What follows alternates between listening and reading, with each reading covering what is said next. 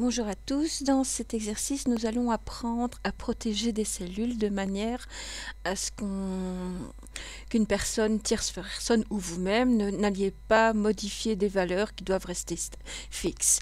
Donc par exemple ici dans ce tableau je vous ai mis une table des aliments. Alors vous voyez quand la feuille est complètement protégée, vous avez ce cadenas qui apparaît ici. Alors, si ici toutes les cellules de cette feuille, donc c'est un tableau avec les teneurs en calories pour différents aliments.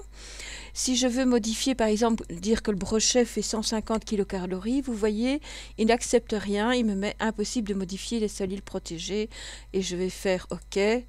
Alors ici, ça va concerner toutes les cellules puisque ce tableau est fixe, donc vous l'aurez au départ comme base.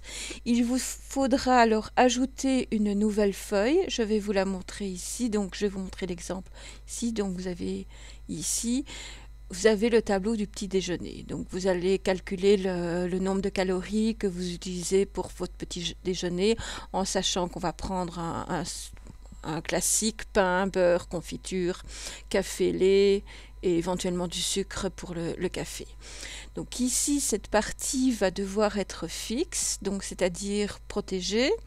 Ici, imaginons que j'ai envie de modifier le nombre de kilocalories du beurre et mettre 900 par exemple, ben ici ça ne passera pas non plus. La même chose dans cette partie ici, si je veux changer le poids moyen d'une portion et que je mets 20 par exemple, vous voyez, il ne prendra pas. La seule chose que je pourrais modifier ici, c'est le nombre de portions. Donc tout ceci, ce sont des valeurs moyennes. Donc imaginons que je veuille 3 tranches de pain. Je vais prendre 2 portions de confiture. Vous voyez, ici, je peux le modifier et tout va se modifier automatiquement ici. Et ces valeurs-ci sont protégées. Ici, pour le pain, si j'ai envie de changer, c'est pareil. Donc, tout ceci est protégé. Il y a seulement ces cellules-ci que vous pouvez modifier.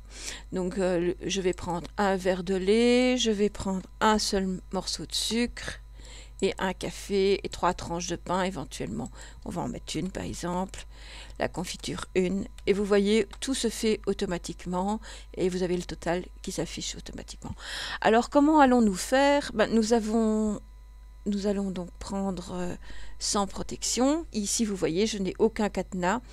Si je reprends un peu celui qui était protégé, vous allez voir ici, vous voyez la table des aliments, nous l'avons vu. Là, ici, le document ici, donc la feuille ici, copie, elle est protégée. Ça permet de protéger certaines cellules et d'en déprotéger certaines autres que vous pouvez modifier. Donc, nous allons reprendre le modèle de départ. Donc, je vais prendre sans protection. Nous avons la table des aliments. Alors, comment fait-on puisque ici, nous avons tout le tableau à protéger, il n'y a aucune autre cellule qui peut être que vous pouvez modifier. Nous allons simplement cliquer sur la feuille, donc clic de droite, et vous allez prendre protéger la feuille.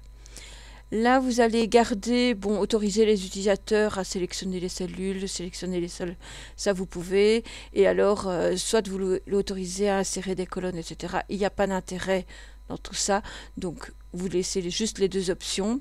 Vous allez mettre, donc vous vérifiez bien qu'ici c'est coché, et vous allez mettre un mot de passe. Alors ce mot de passe, ne l'oubliez surtout pas, parce qu'après vous serez bien ennuyé pour déprotéger votre feuille.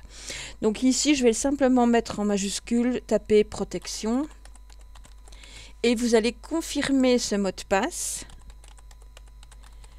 Voilà. Et vous faites OK.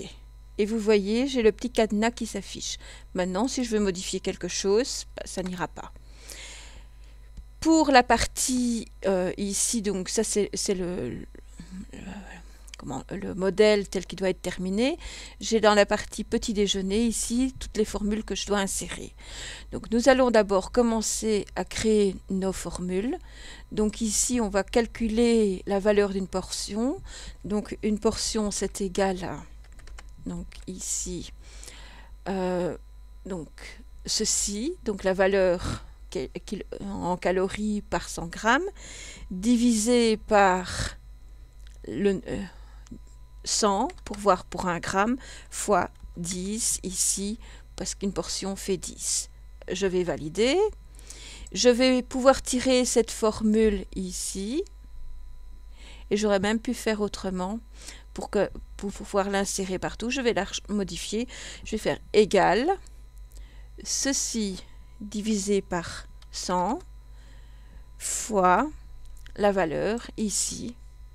Voilà. Et ainsi je peux la tirer jusqu'en bas sans souci. Voilà. Alors la valeur de kilocalories totale, c'est égal à quoi? Simplement au nombre de portions multiplié par le nombre de kilocalories par portion. Et la même chose ici, je vais tirer les et pour pouvoir les descendre. Alors je vais mettre mon total.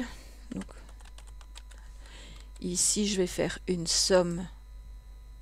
Voilà. Et je vais valider. Donc ici je vais simplement mettre un arrière-plan différent et le mettre en gras pour bien le repérer. Et je vais faire un petit test.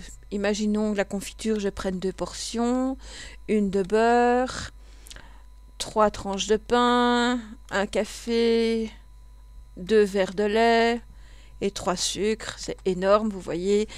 En fait, ça a l'air de fonctionner. Si 2 fois 29,58, ici c'est bien 760, 76. Donc les formules sont bonnes normalement.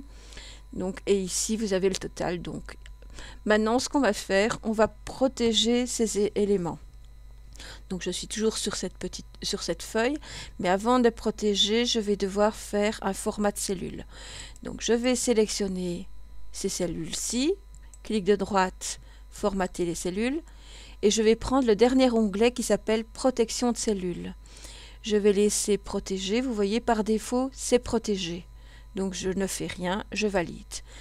Donc vous avez la même chose ici, si vous voulez sélectionner, vous allez voir format cellule, protection, automatiquement c'est protégé. Donc ça veut dire que par défaut tout est protégé, donc vous n'êtes même pas obligé de faire cette fonction.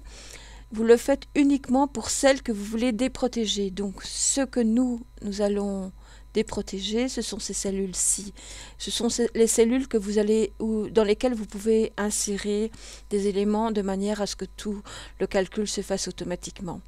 Donc j'ai sélectionné ces cellules. Je fais format cellule ou clic de droite format cellule. Bon.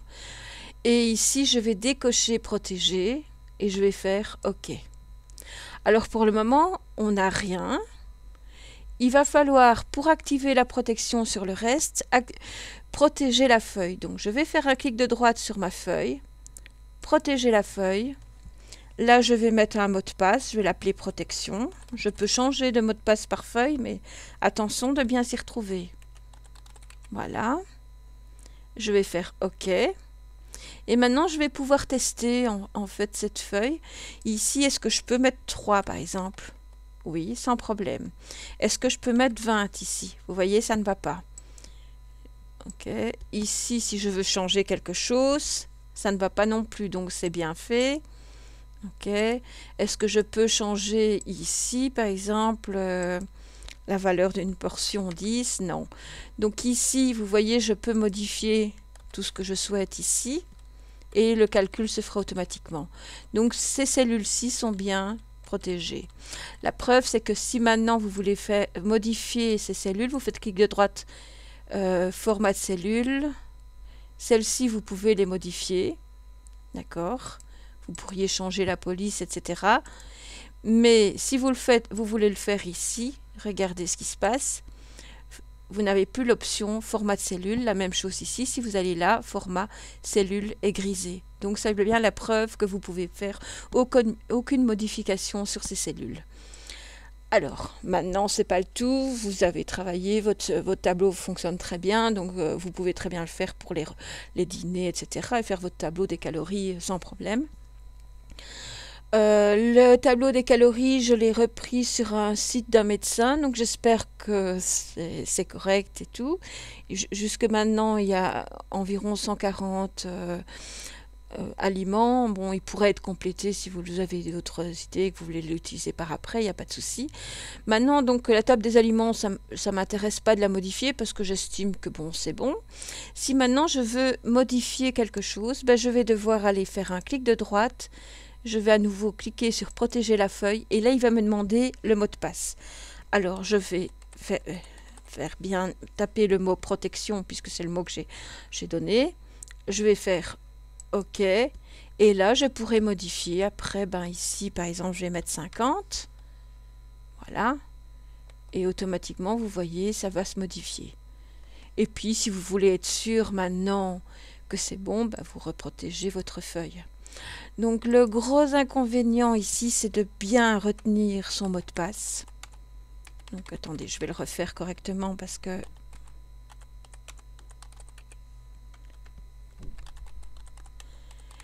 Et vous voyez, c'est délicat parce que si vous perdez votre mot de passe, ben vous ne savez plus récupérer votre fichier.